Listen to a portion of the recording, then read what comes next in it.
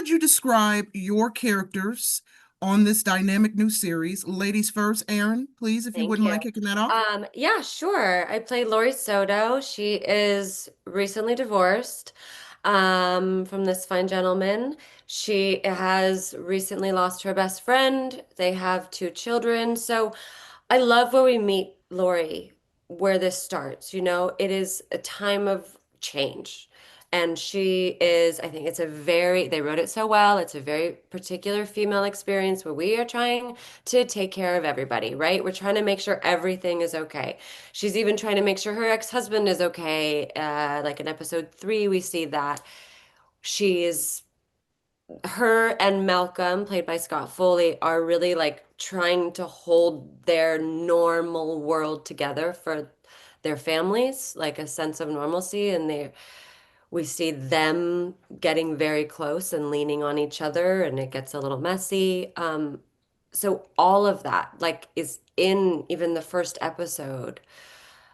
So that's why I love like this starting place for her. And because it's complicated and there's just so much to think about. Right on. How about you, JR? Well, I play David Soto.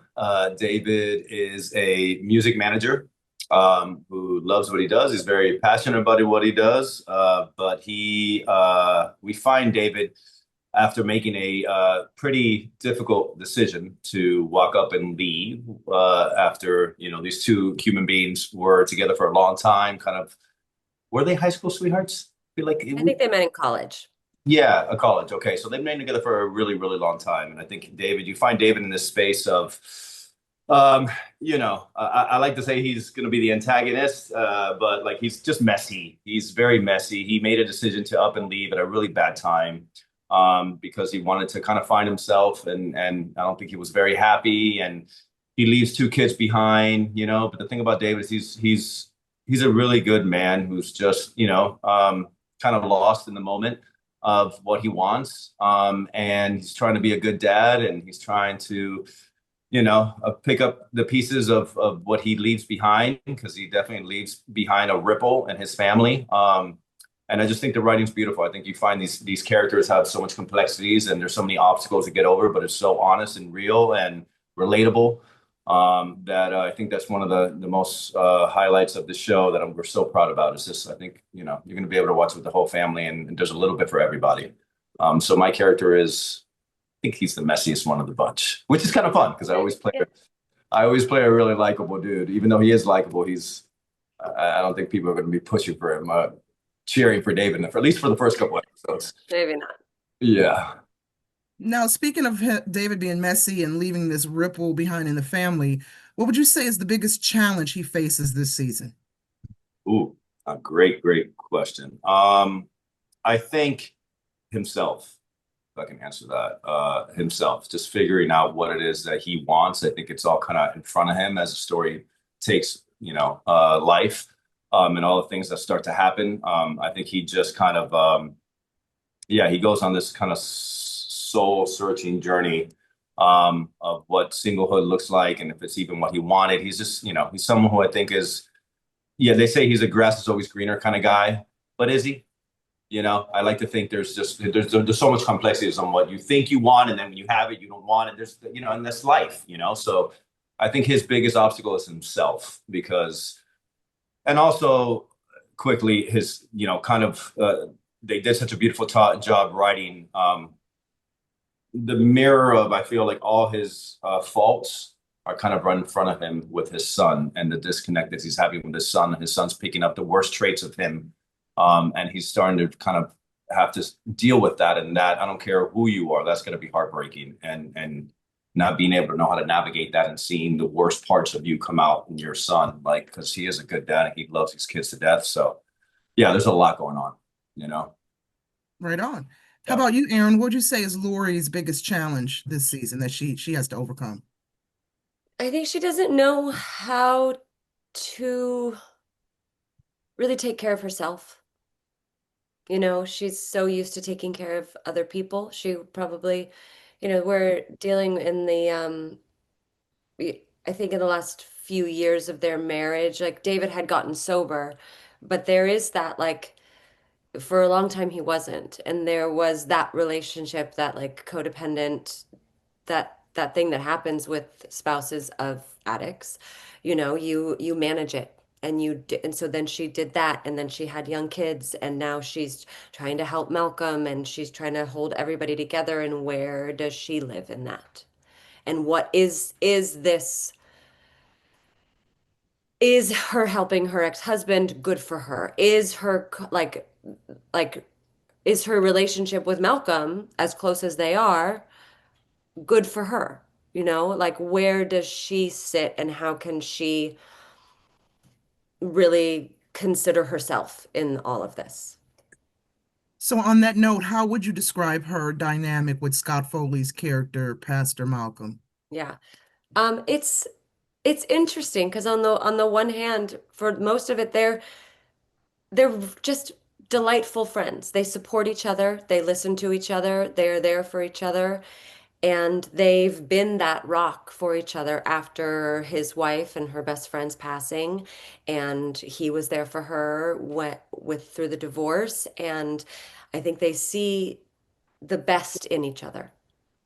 Um, but if they're not, it's really hard because it's like, well, when does too close become too close? You know, when is she putting his needs above her own? Like if they're not going to enter into a romantic relationship and be that next step of everything to each other, well, then is that relationship getting in the way of her growth and her putting herself out there and moving on? So it's that push pull of like, well, that's so comfortable. Well, he's so great. And but is this good for me? So like pull, push, push.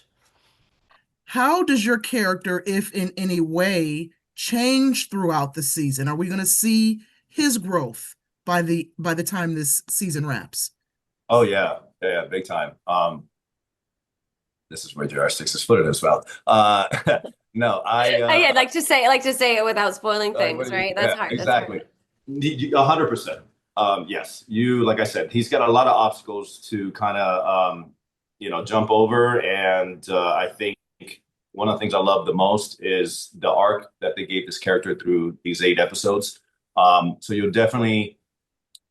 I feel like you'll definitely see a man who's, struggling, trying to do so many things that men have issues with, from communication to, all these different things. You see him kind of having to face his fears and step into it. And do think there's a different version of David at the end than you see in the beginning. Is it honest? Is it real? Is it like, is this man really changing? Like I don't know. There's a lot of, yeah, Yeah, I mean, yes. throughout the whole season, he is really grappling with the consequences from his own decisions and his own actions. And like, you know, from this perspective of like you know, that's the thing is it's like, well, you chose this. And then he's like, I don't, maybe I don't want it. Yeah, right. Yeah. I've always had bad timing. Like Yeah. what? Like Yeah. when I saw I had to say that, I was like, I'm gonna slap myself. Is that possible? That was a line I give her. I was like, he's always had bad timing. Like, come on. Yeah. Like, no, no, no, no. So let me ask you a follow-up question, sir. Is there a particular scene or moment that you feel really defines your character? I think there's multiple ones. Um,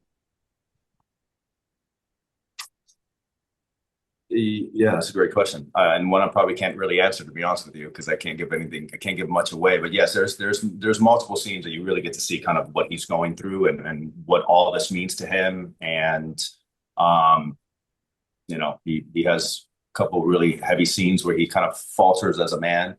So yeah, you definitely see all aspects of that throughout the season for sure. Yeah. So, Erinn, I know that this show deals with grief, loss, family dynamic, building relationships, rebuilding relationships, trust, et cetera, et cetera. So I imagine the cast, when you're unpacking these roles and occupying the headspace of these characters, can kind of, put you in an emotional roller coaster, going from comedy to drama, right? So how would you describe the creative energy on the set, especially working with Scott Foley?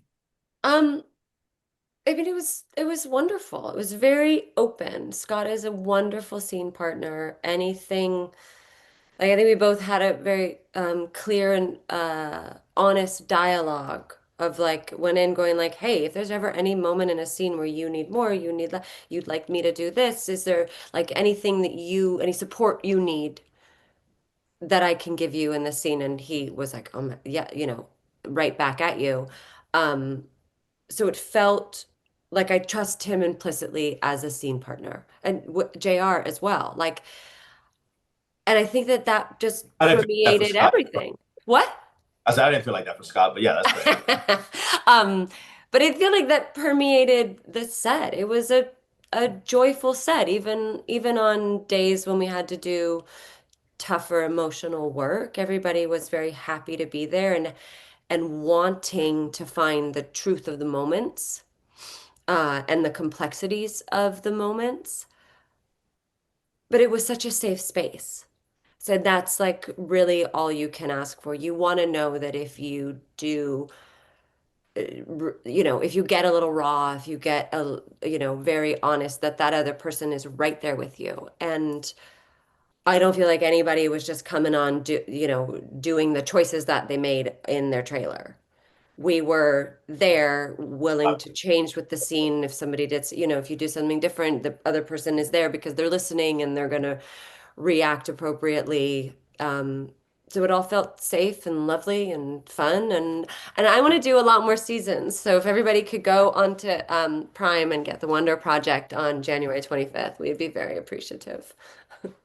Very Yeah, and good. the quick thing I'll say about that is I think it trickles from the, I mean, we know this is a big, as most businesses are, but especially ours too, there's so many people in the trenches day in, day out that it trickles from the top in my experiences. Yeah. And we were blessed enough to have creators, Ian, Kristen, Garrett. I mean, they just really kind of set the foundation for a immensely open, safe, like Erinn said, collaborative space. I Yeah. never felt like it was their show. Um, any questions, any sort of collaboration we had as artists with them was always like it was the most open, comfortable environment that made it so much easier for us to be able to like any questions we had or anything like.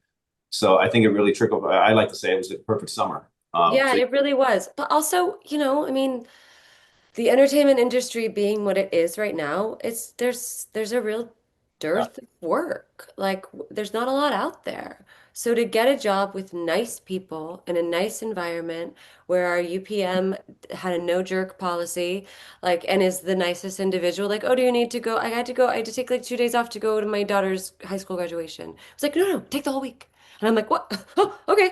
Like they just considered family and the human aspect of everybody on set. So from the PAs up to the UPM and the executive producers, everybody was happy to be there every day. And that it makes a difference. Man, it really makes a yeah. difference. It sucks to say it's a rarity, but it is. Yeah. You know. Oh goodness, I'm so proud of the show. I really feel like audiences are going to be able to watch this show and kind of have a sense of reflection of their own life. I just feel like it's. I know you hear a lot about shows being relatable, but this is like you can sit down with your whole family, and it's just a heartfelt, such a good show that has so many honest topics that are done with care and sensitivity and rawness and like I can't wait to see how America and the world kind of like, hopefully falls in love with these characters. But we put our heart and soul into it. And honestly, I'm super, super proud of this. And it's a good watch for the whole family. Uh, You can like kids of any age. Um, the music's yeah. so good. Oh, yeah. Yeah, it's like I don't know. I don't know a lot of people who have been involved in government espionage or zombie attacks or alien abduction, but I do know a lot of people that have gone through grief and loss and divorce and tricky things with their kids and tough situations with their exes. So in that, a, it's the human condition, and that's a beautiful thing.